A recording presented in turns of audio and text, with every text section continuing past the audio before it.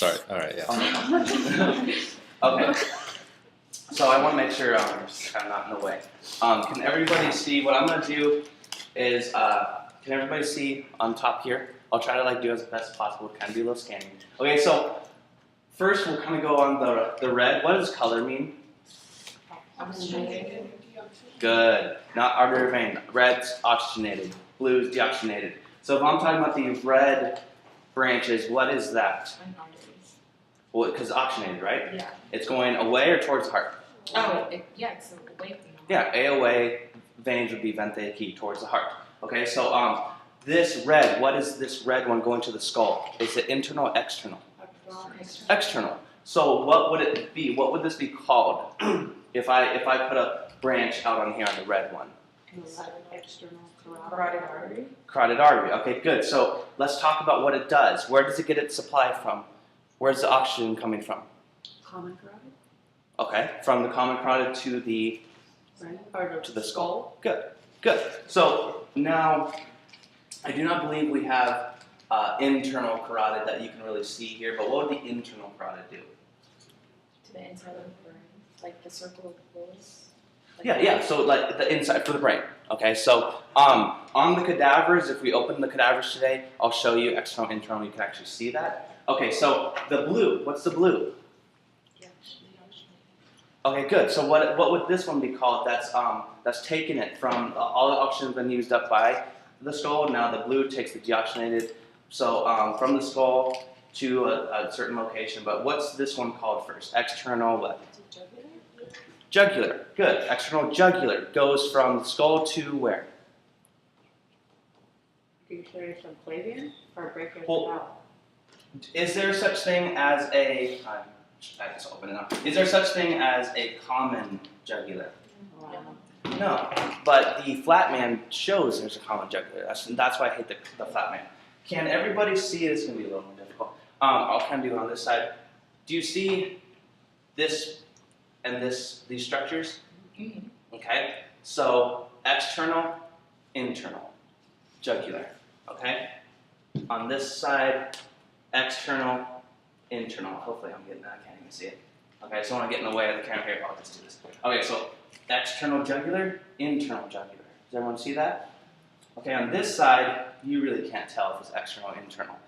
We don't have both of them showing. So this is the best place to put the jugular veins. This torso model is the only one that shows an accurate external jugular that goes to the skull, internal jugular that goes to the brain. Okay, so that is the first one you should put on your list as that's on the torso. Okay? All right, so still talking about circulatory on the outside. What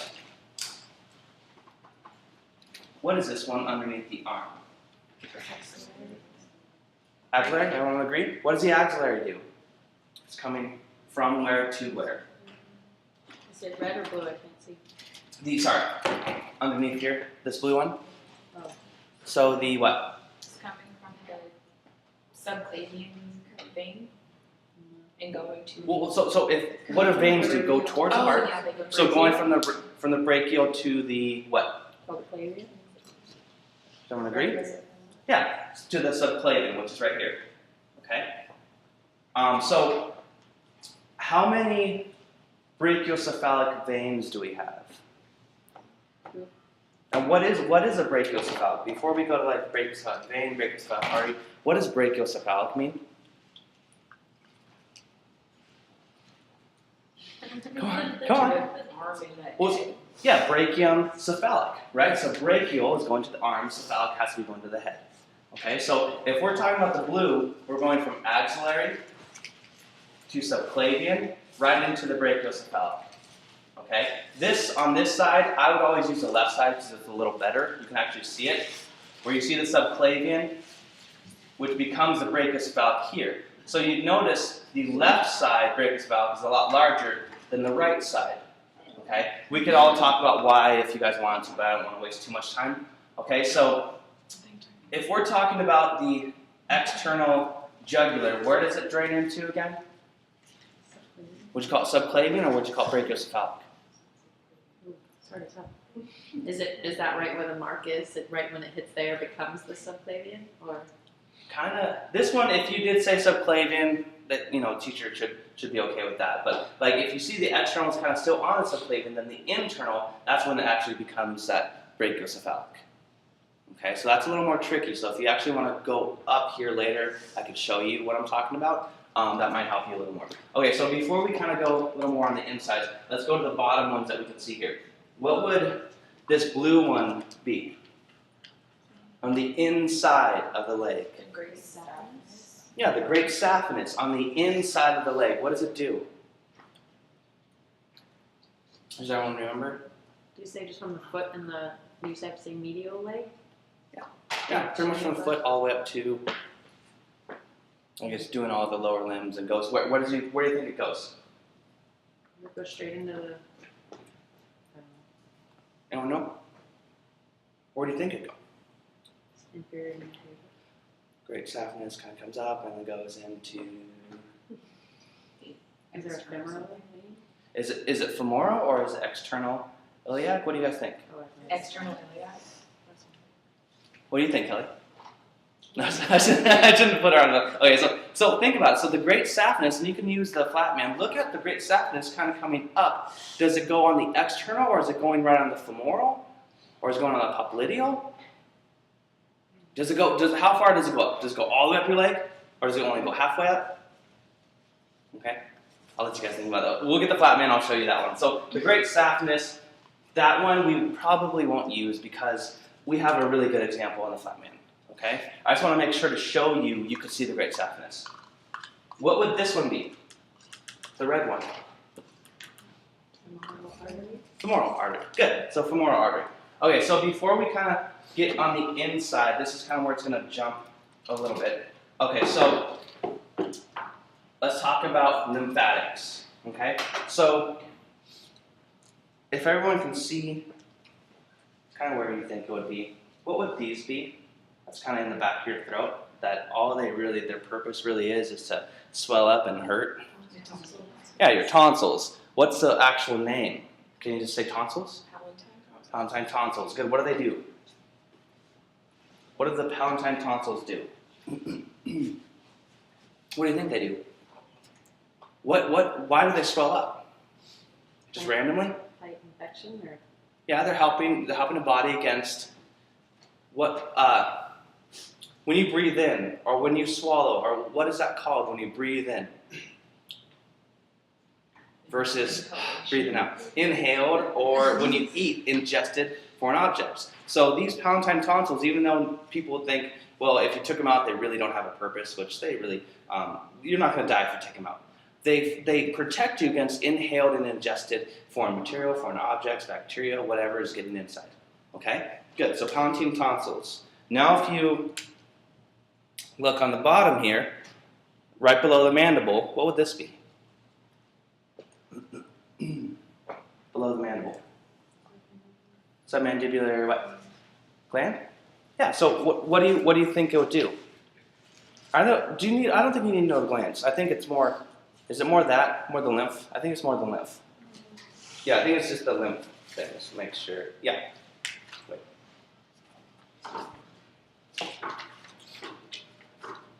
But what would the submandibular lymph be for? Yeah, submandibular lymph nodes. So draining lymph from, where do you think? From what? We'll think more above it. So if it's right below, it's draining lymph from what you guys have learned. Nose and mouth. Okay, and this will be in your test, lymphatics. So make sure to study this one. It looks like everyone's kind of like deer in headlights. So draining lymph from nose and mouth. Okay, so you can see the submandibular. What else do you need to know? Anything more on that one? Okay, so before, let's kind of hit everything on this piece. What would this, if I put my pencil right through, what would that section be called? If you kind of go right through this area. The external nares. What does it do? Allows air to go into the nasal cavity. Nasal cavity. Good. So external nares allows air to go in the nasal cavity. So nasal cavity, which would pretty much be right here. What does a nasal cavity allow? Well, think more passageway. Direct From external nares to the nasal nasal pharynx. Okay, so always go passageway, because if you say warm, moist, and filters air too much, they're going to mark it off. Okay, you can only say it a couple times. Okay, so what are turbinates? I don't know if you've heard that before. You probably heard the other term. Anyone know what turbinates is? What it means? Or concha? I was being a jerk. Okay, so what are concha? Are they the bumps or are they these grooves? Everyone agree? The concha is the bumps. The meatus are the grooves. What do the bumps do? What do the concha do? Yeah, can warm, moist, and filter air just like the meatus, those little grooves. But also think about why there are grooves there. Why are there bumps there? Okay, it's blocking. It's not just allowing anything to go in there. It's helping the hair in there. Okay, to passageway, to direct the air, to block large molecules. Okay, so if you notice, pretty much all the respiratory. I think is everyone comfortable with respiratory? If like everyone can kind of get all of this structure, or would you want to go over this right now? Like, I just want to make sure you all know you can see respiratory here. So we're not just going to use these. We can use this. Okay, just as well as we can use any other thing. Okay. Anything else on this that really needs to be said? No, not really. Not really. Yeah. Okay. So, kind of going back to this model, who's comfortable kind of with all of the heart? Does anyone want to go over circulatory? Like, I think the flat man would be a little better when we go through this region. I want to kind of hit more what's only on this model. But I don't want to skip. Does anyone want to go through this stuff? Not really? Are you going to ask us that on that model? We could. But the flat man, if you understand the flat man, this should be fine. Okay, remember, internal, external, jugular is the only place here, right? Okay. Could you just quickly say them so we don't like spend a ton of time just point really quickly? Okay, yeah. Well, before, what's that green thing? I kind of forgot to hit that green one. Did we talk about that? What's it? What type? Where's it underneath? What do we? Axillary. What does it do? Drains lymph from what?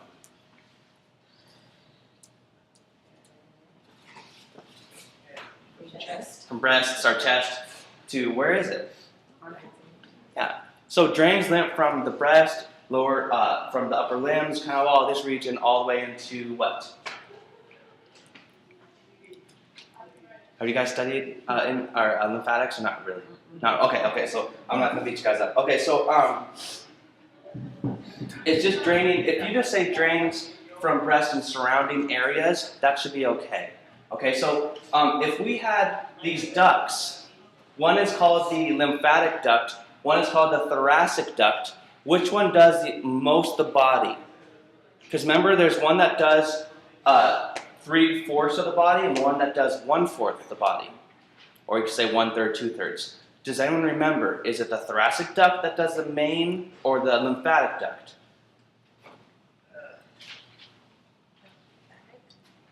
This is probably what we really need to study is lymphatics. Okay, so yeah, so after this we can kind of all do it as a group so then you can look at it. Okay, so this number 382, it's really small. Do you see it? Can everyone see that little thing right there? It's real tiny. That's your thoracic duct. Okay? Your thoracic duct is the one that does the major part of the body. Your lymphatic duct is the one that only does like 1/3. Okay? So lymphatic, you can kind of think of here and then cut it across. Okay? So only this part. Whereas the thoracic does everything else. Okay? So how does interstitial fluid get back into the blood? Meaning, how does lymph get into the blood? Is it in through the venous system or in through the arterial system? What is interstitial fluid? What is lymph? Oh God, come on. You're scaring me. What is lymph fluid? Why do we have lymph fluid? Why do we have lymphatics? You just told me it was to help against infection and it was help the immune system. So is it good stuff? Is lymphatics like stuff that we want to have, or is it more waste? It's waste. So interstitial fluid means the fluid outside of the tissue, the cells of the tissue. Okay? So it has stuff that's still good, like your nutrients and stuff that you need. That's why it drains back into the blood, just in case that the blood can use it, because the body is very efficient. But you want to remember this lymphatics needs to flow into the venous system because the venous is deoxygenated. The venous is not going to go into the go in and mess up any other tissues, because why would you want to put interstitial fluid into the arterial system, which then would pretty much put waste back into the tissues, which you already have taken waste out of those. So interstitial fluid is tissue waste, is the cells that once they've done all the respiration and they dump all their stuff out, they want to get rid of it. Okay? So it actually dumps right back into the venous system, which could anyone tell what this dumps into? This is called the thoracic duct. Looking at that tiny little thing, does anyone know what that would dump back into? Before saying brachiocephalic? What would you think? What would this thing be called right here? This area. Could it be both the subclavian or the? Yeah. So you could say like the thoracic duct drains the lymphatic fluid to the subclavian, which becomes brachiocephalic. That goes back into the venous supply. Okay. So we could study more lymphatics later on today. We could really get into the depth, but I kind of don't want to make your video too long because I think it's getting pretty long. Okay. So we'll go back to lymphatics. Okay. Because I think lymphatics is one of the ones that is going to be a little more difficult. Okay. Okay. So other structures on the lymphatic. I think everyone's kind of good with the lungs, but what is this? The spleen. What does the spleen do? It's part of lymphatics. Why do we have a spleen? No, it does the filtering, that gets the good stuff back out. Well, filtering, remove and recycle And then old red blood cells. Good. Remove, recycle old red blood cells is your spleen. Okay. Good. So we can kind of take him out. Okay. So you kind of wanted a quick review of things. Okay. So you have your superior vena cava, right? That gets it from the right and left brachiocephalic veins. You got to say brachiocephalic veins, right? Okay. This would just be kind of the jugular. We really don't know if it's the which jugular one it is, so we would kind of go over here. But you have your right subclavian, your jugular that goes into the brachiocephalic. This side, left brachiocephalic, from internal and external jugulars. Okay. And then your subclavian, which is just kind of on the other side. That all dump into the superior vena cava, which then goes to the heart. Okay, I think everyone's good with the heart, right? We don't have to go through the heart. Okay, just to shorten this video up. Okay, now that it's went from the lungs, kind of came back, we go up the ascending aorta to the aortic arch, right? Off the aortic arch, we have is that the right or left brachiocephalic? right. The right brachiocephalic, that goes to the common carotid and the subclavian.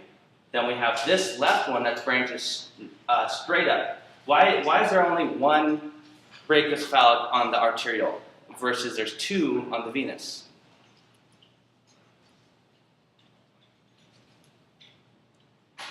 No one remembers that?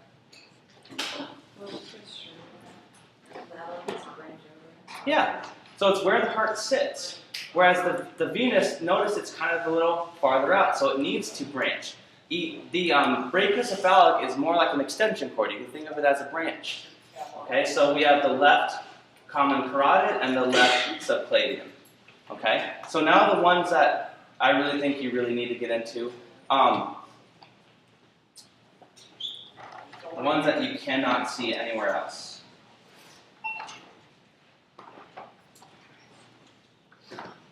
Okay, so check this off.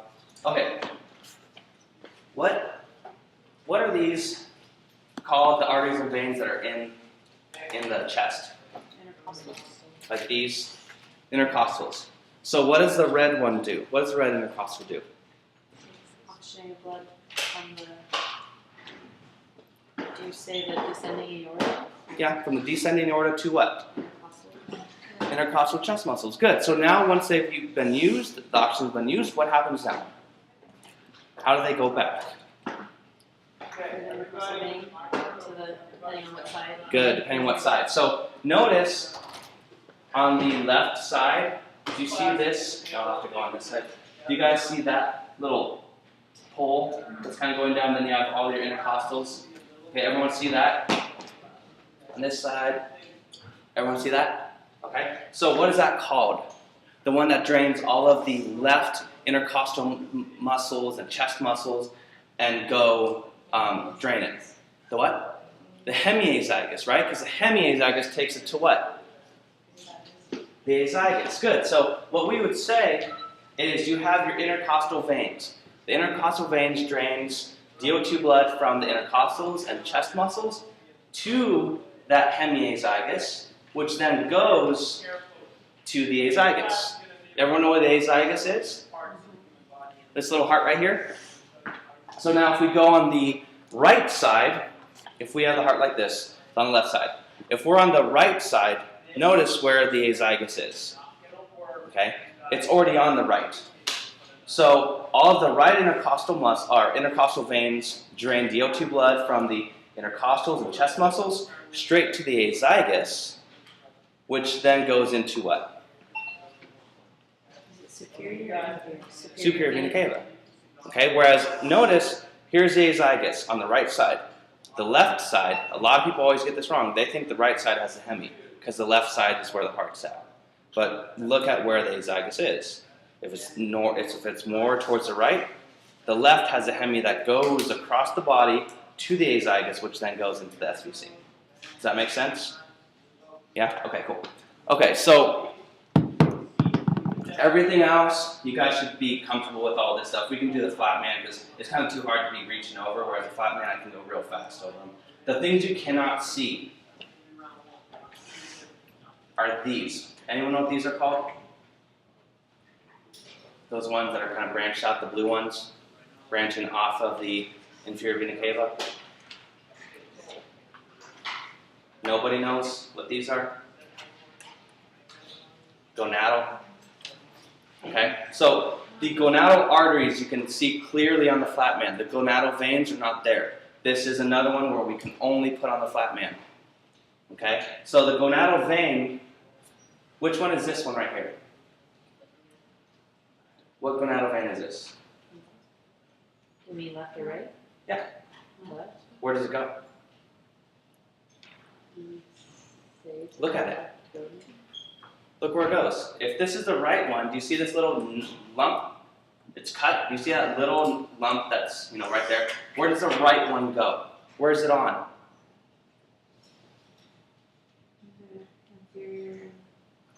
Inferior vena cava. Let me look. Guys, come on, get confident. You guys are like killing me here.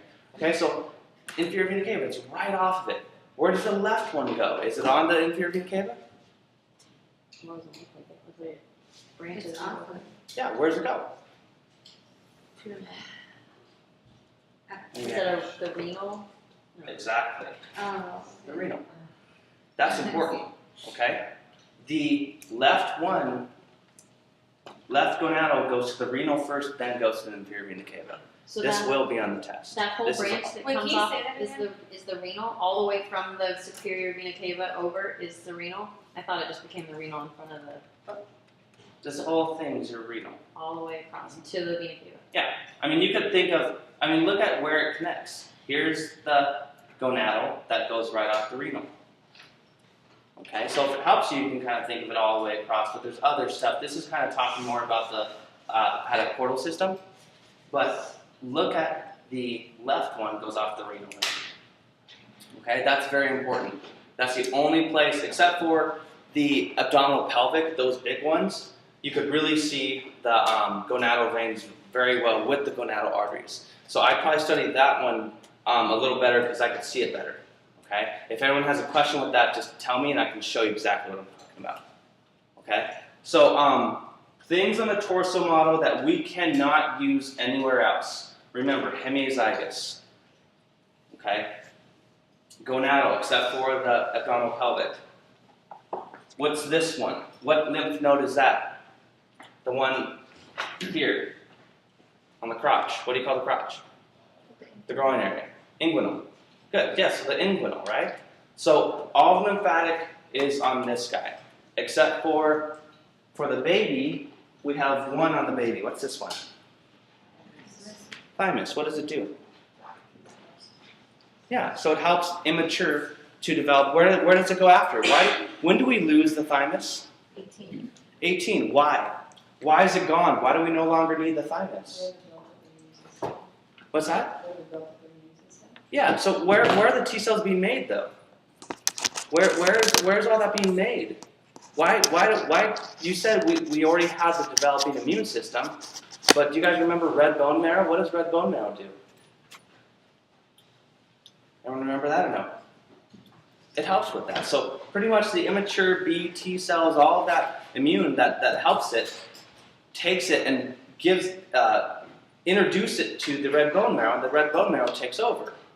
Okay, and all the other immune system, once it's developed, it takes over, and then the thymus doesn't need to do its job. So it's not like it dies, but it kind of just degrades over time a little bit. Okay. Any questions with? I don't think. Are you guys all Dr. Spear? Is anyone married that is on this or Wellbrook? You're Wellbrook. Hey, Kelly, do they need to know the Cisterna Kylie? No? Okay, good. Okay, cool. Okay, so any questions with any of this? No? I think we're going to have to do lymphatic kind of maybe as little groups, and I can go from the bottom of the lymphatics all the way to the top. I know it's kind of mixed up, so I was wanting to show the main things that we can use in the torso. Okay, so whoever wants to come up now, we can do the first little group, and I'll go right in order.